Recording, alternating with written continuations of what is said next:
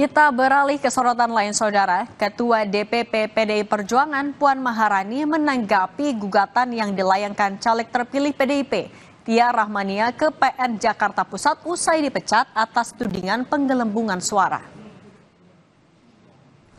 Pemecatan yang dilakukan Mahkamah Partai PDI Perjuangan berbuntut pelaporan caleg PDIP Tia Rahmania ke Mabes Polri hari ini. Setelah sebelumnya Tia sudah mengajukan gugatan perdata ke Pengadilan Jakarta Pusat Kamis kemarin. Menanggapi hal itu, Puan mengatakan PDIP punya mekanisme internal melalui Mahkamah Partai.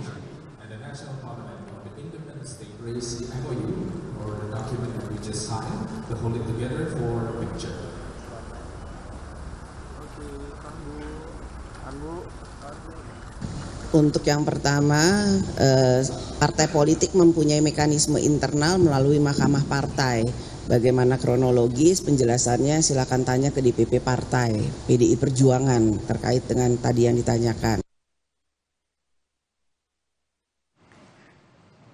Sebelumnya, pada Kamis kemarin, Tia Rahmania sudah mendaftarkan gugatan perdata ke Pengadilan Negeri Jakarta Pusat. Langkah Tia ini diambil merujuk pada Undang-Undang Partai Politik yang mengatur apabila perselisihan tidak tercapai di Mahkamah Partai, maka penyelesaian perselisihan dilakukan melalui Pengadilan Negeri. Pihak Pengadilan Negeri Jakarta Pusat mengatakan sidang perdana akan digelar 10 Oktober.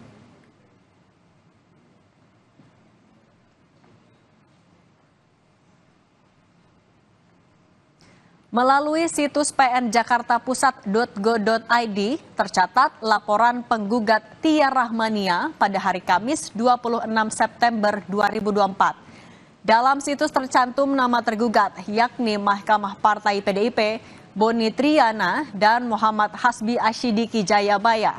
Selain itu, sebagai pihak yang turut tergugat yakni DPP PDIP, KPU RI, dan Bawaslu Provinsi Banten.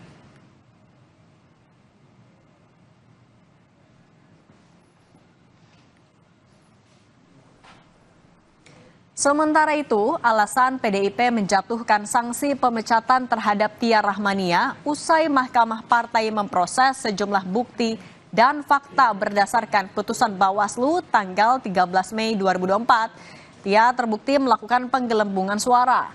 PDI Perjuangan memastikan pemecatan Tia sebagai kader partai dan pembatalan sebagai anggota DPR Dapil Banten 1 bukan karena kritiknya pada KPK di Lemhanas Rabu lalu.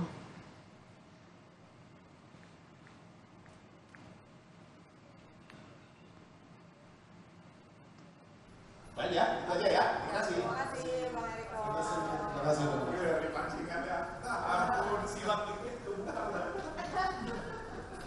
Demikian. Halo. Mohon ini masukan kepada panitia Lemhanas, kalau bisa cari tolong dihargai forum ini, Bu. yang memberikan nilai-nilai baik. Terima kasih. Wassalamualaikum. Izin Bapak, mungkin dilanjutkan dulu Bapak izin. Oke. Bukan karena bertanya tapi tidak di dalam jadi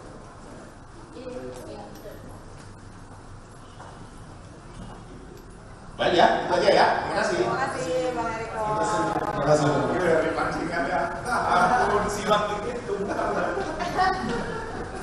Demikian. Halo. Mohon ini masukan kepada panitia Lemhanas, kalau bisa cari tolong dihargai forum ini, Bu. yang memberikan nilai-nilai baik. Terima kasih. Wassalamualaikum. Izin Bapak, mungkin dilanjutkan dulu Bapak izin.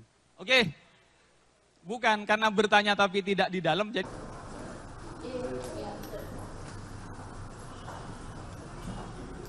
Baik ya, itu aja ya. Terima kasih. Terima kasih, Bang Eriko. Berdasarkan fakta dan saksi dan alat bukti yang lainnya, kami memutuskan dari Mahkamah Partai bahwa telah terjadi penggelembungan suara dan berdasarkan aturan internal kami, anggaran dasar kami bahwa ini adalah pelanggaran kode etik dan pelanggaran terhadap disiplin partai.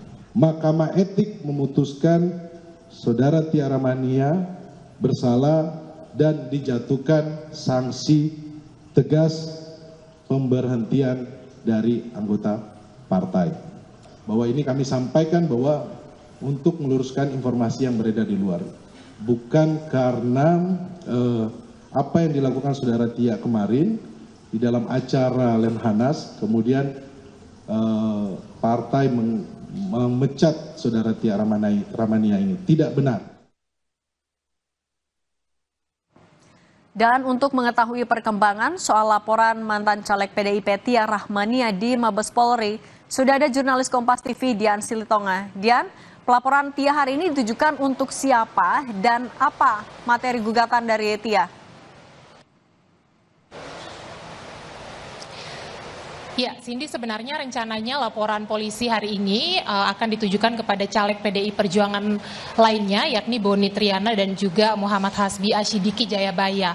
Nah, tapi tadi ketika laporan polisi dilakukan oleh Tia Rahmania dan juga kuasa hukum, ternyata laporannya tidak bisa dilakukan karena memang tadi ada persoalan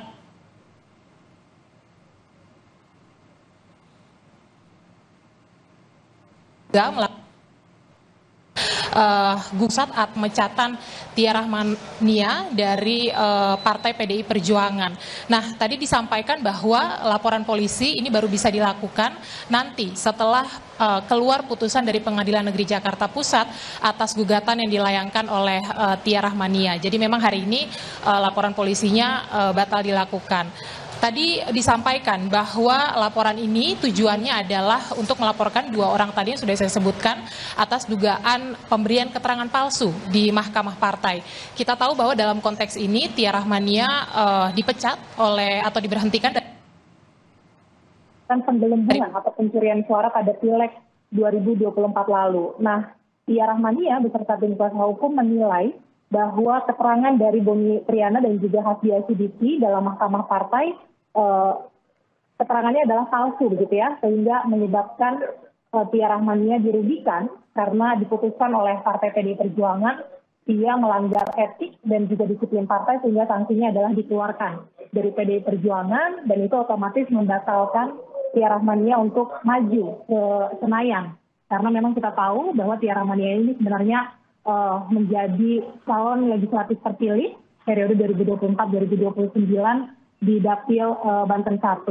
Kalau kita ikuti kasus ini juga sempat ada dugaan bahwa pemecatan Tia Rahmania dari PDI Perjuangan ini juga berkaitan dengan aksi dari Tia ketika mengkritik Wakil Ketua KPK Nurul Gufron di salah satu forum yang diadakan di Lemhanas. Waktu itu Tia mengkritik Nurul Gufron yang memberikan materi soal integritas di hadapan calon anggota legislatif. Nah, kita tahu juga bahwa PDI Perjuangan mengklaim bahwa ini tidak ada kaitannya dengan aksi kritik yang dilakukan oleh Tia Rahmania terhadap Wakil Ketua KPK, tetapi ini murni karena masalah internal di partai politik.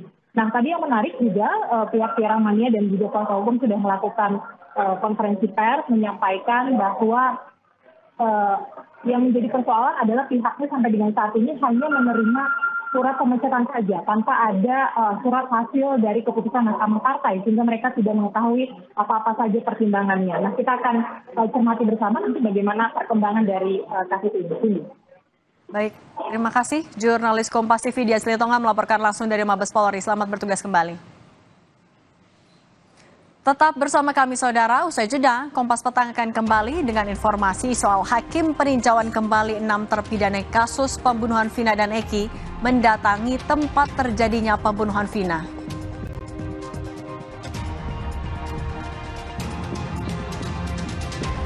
Penculik anak disertai pelecehan terhadap perempuan berusia 9 tahun di Ciputat, Tangerang Selatan ditangkap.